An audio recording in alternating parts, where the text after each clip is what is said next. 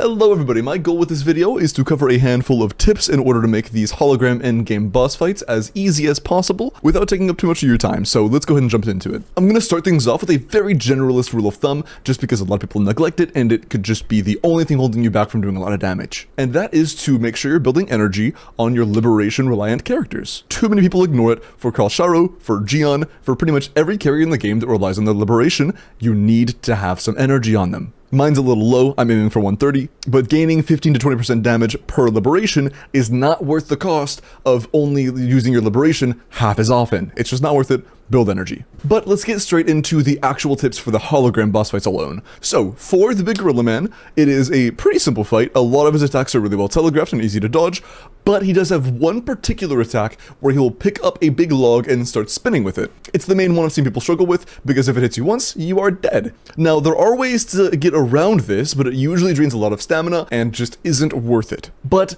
I want to cover a way to completely avoid that attack pattern altogether. If you didn't know, when he starts doing the swing, if you pull out your glider, a gust of wind will pick you up and hold you above him the entire time, completely out of harm's way. So let's move on to the Heron.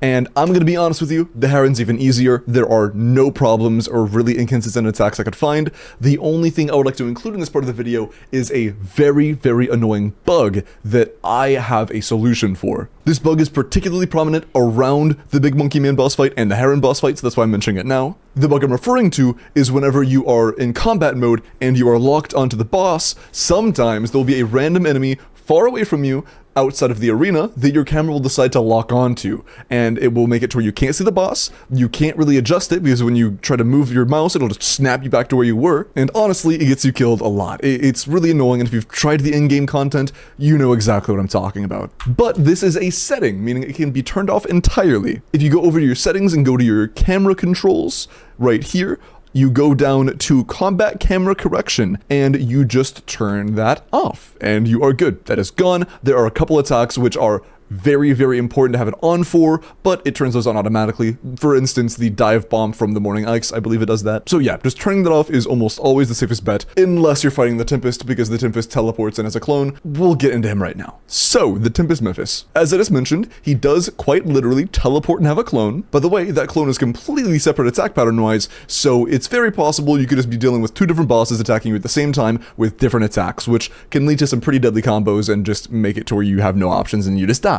Typically, what I'll see people do is try to run away or just dodge as much as possible to avoid these really deadly attack patterns, but there is a much simpler solution that is actually much more effective as well. We all know right now the parry system is really, really forgiving. It is quite easy to parry, especially with characters with heavy attacks like Gion or like Kalsharo. And the reason this is significant is because if you parry the main body, that will make the clone despawn for a short period of time, making it to where you have a window to breathe, which is really nice in the middle of such a fast-paced fight. So whenever it's possible, try to parry the main body instead of dodging to avoid both attacks at the same time. There are certain long build-up charging attacks that will straight up insta-kill you, so for those attacks particularly, parrying can help a lot for making them just stop dead in their tracks. And that's about it for him, so let's move on to the Mourning Aix. Before I get into the Mourning Aix, I want to cover the biggest tip of this video that I cannot oversell enough. If you're using anybody on either the Rejuvenating Glow set or on the Moonglow Cloud set, you need to have somebody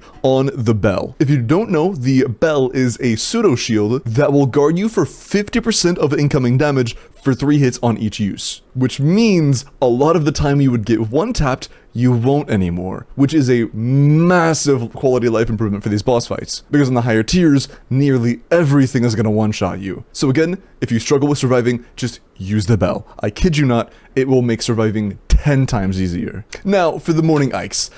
This one isn't that complicated. Like the Heron, a lot of the attacks are really well telegraphed and pretty easy to dodge, but it does have one particular attack where it will glow for a short duration and then throw out between 1 and 3 waves of knives. My best advice for learning how to dodge them is to try to pick up the rhythm. If you pay attention, you should be able to pick up a rhythm at which the knives are being thrown, and if you match that with your dodges, it shouldn't be too bad. Trying to just straight up eyeball it will probably get you killed a lot, because again, it is really, really flashy and a lot's going on the screen. screen, and if you're using a character like Gian, it can make it really messy to keep track of, but if you just keep up with the rhythm, it shouldn't be too bad. Alright, that should be just about it. If you like this short form guide kind of content, make sure to like and subscribe to let me know you do, and if you want to see any particular types of guides, make sure to leave a comment. I do read every single comment, so you might just see one of your recommendations become a guide. Alright, that's about it. Have a good one.